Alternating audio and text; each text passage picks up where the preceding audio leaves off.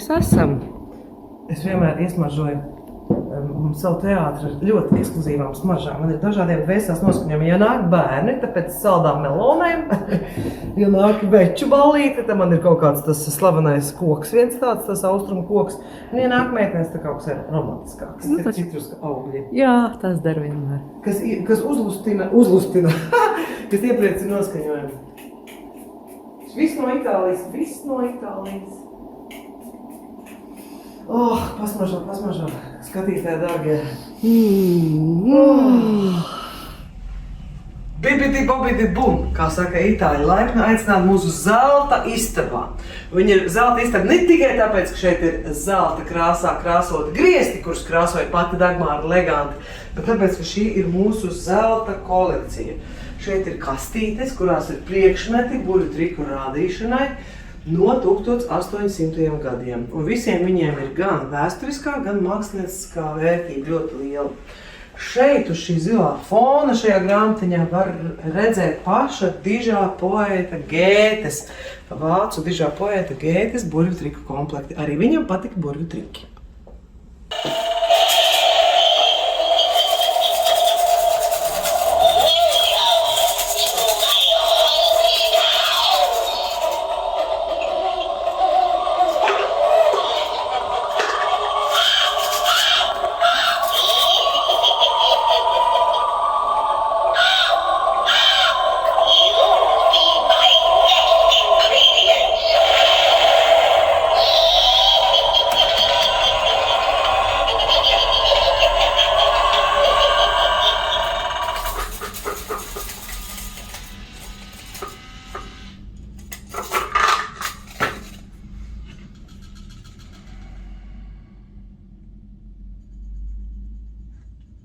Runā, ka senākā zīlēšana nākot no Ķīnas. Tieši ar šādiem kociņiem senie ķīnieši saņēma sev vajadzīgos vēstījumus attiecīgajā brīdī. Mēs esam mistērijas istabā jāpastāst, kas šī par vietu. Jā, ja mūsu iluzionisma muzejs Mistēro ir veltīts iluzionisma vēsturei, gan pasaulē, gan Latvijā. Un šajā gadījumā mēs runājam par burvju trikiem, kur noslēpumi rodami matemātikā, fizikā, kur ir meklējami, matemātikā, fizikā, psiholoģijā, ķīmijā un daudz kur citur, un tas viss ir izskaidrojums. Protams, aiz katras burvestības un šķietamā brīnuma ir kāds noslēpums. Bet šeit otrajā stāvā Mistēro burvju muzeja otrajā stāvā mēs redzam mistērijas istabu, kas ir mūsu paralēlā interese visas dzīves garumā, visas apzinātās dzīves garumā, paralēlā interese par neizskaidrojumiem brīnumiem un par to, kam tic cilvēki riņķī apkārt pasaulē. Un tā kā mēs esam daudz ceļojuši, tad katrā valstī, kurā mēs esam, mēs cenšamies uzturēties, atbraukt vai no ātrāk vai aizbraukt vēlāk, tikties ar vietējiem mistiķiem, šamaņiem, dakteriem, ciemata dakteriem un tā tālāk, lai noklausītos viņu stāstus par to, kā viņi tic, kādi ir viņa rituāli, kādi ir viņa instrumenti, lai izskaidrotu neizskaidrojumu. Un katram tā versija ir cita, katram tās metodas ir citas, un tieši tas ir ļoti interesanti. Šeit tātad mums ir parādīts gan, kam tic Etiopijā, gan Ķīnā, gan Indonēzijā, gan Ziemeļamerikā, gan Itālijā.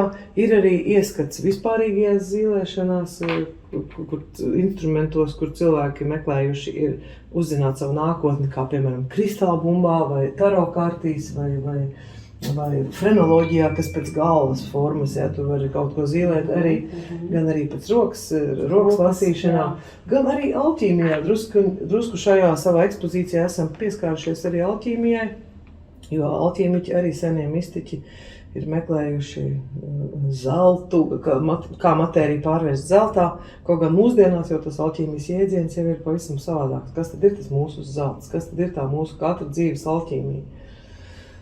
Ja man prasītu, kas ir mana dzīves alķīmija, tad laikam dzīvot ar prieku, šo prieku radīt, viņu izdzīvot, dāvāt citiem tādējādi, lai šī pasaule no tās manas dzīvošanas kļūt par priecīgāku un interesantāku vietu. Laikam tā ir tā mana dzīves alķīmija, tas mans zelts.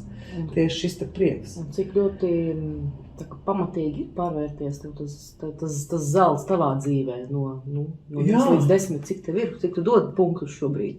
Es dodu īstenībā 11, manuprāt. Jā, es dodu ļoti daudz, tāpēc, ka es esmu ļoti apmierināta par to, ko es daru, kā es dzīvoju, man patīk pašai, un es jūtu, ka arī patīk cilvēkiem, kas mums ir apkārt, un ne tikai, kas mums ir apkārt, kas ir tādās tālās valstīs kā Kolumbijā vai citās Ķīnā vai Japānā, kur mēs esam uzstājušies un šo prieku nesam sev vienmēr līdzi un atstājam arī katru reizi ar katru veiksmīgu uzstāšanos, mēs šo prieku esam arī sējuši tajās visās ģimenēs, kas ir atnākuši un pēc mūsu izrādes viņi ir priecīgāki. Viņiem ir šis te impulss, viņi savukārt var dot tālāk. Tā kā tas ir tāds, es pat teiktu, šamaņa doktora darbs.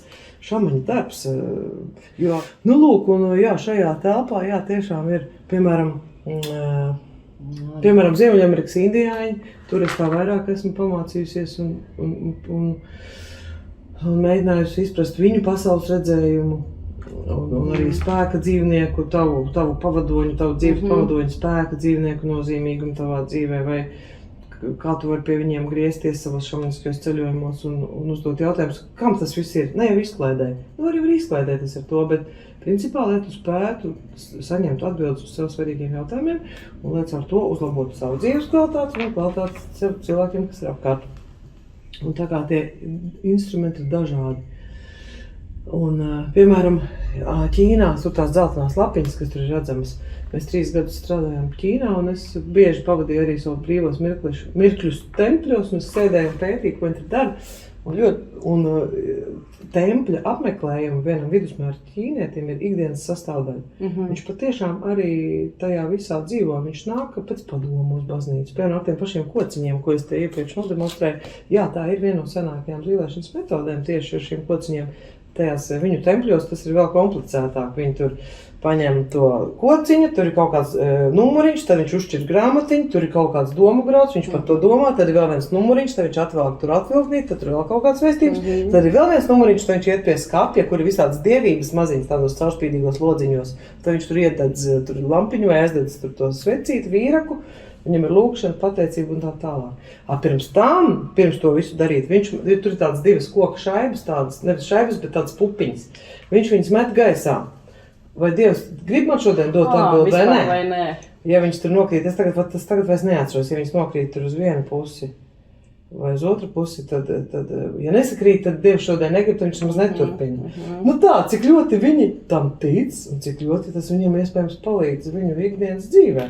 Tas ir forši, kad cilvēks atrod kaut kādus sev pieņemamus instrumentus, kas citiem neskādē. Jā, tieši tā. Un kas palīdz viņam labāk justies. Kaut vai, piemēram, šīs gvatemaliešu tradicionālās worry dolls, uztraukums noņemošās lēlītes. Cik jauki, ka cilvēki tic. Ja tev ir lielāks uztraukums, tu ņem lielāku lēlīti, ja tev ir mazāks uztraukums, tu ņem mazāku. Viņām ir jāiedod vārdi.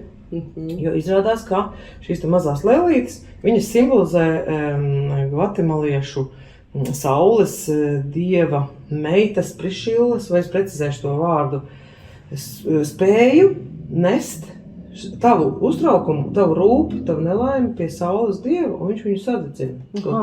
Un tu vakarā, piemēram, tev ir liels uztraukums, tu Ilzītē, šī man ir Ilzīte, tu Ilzītē jādod izstāst visu, kas tev sāp, kas tev uztrauc, tu paliec viņa zem spilvena guli, pa nakti viņa aizskrien fiksi līdz saules dievam, atdod, sadedzina tavas nelaimes un atpakaļ no rīta pamosties un viss ir tīrs. Viss ir tīrs, ja.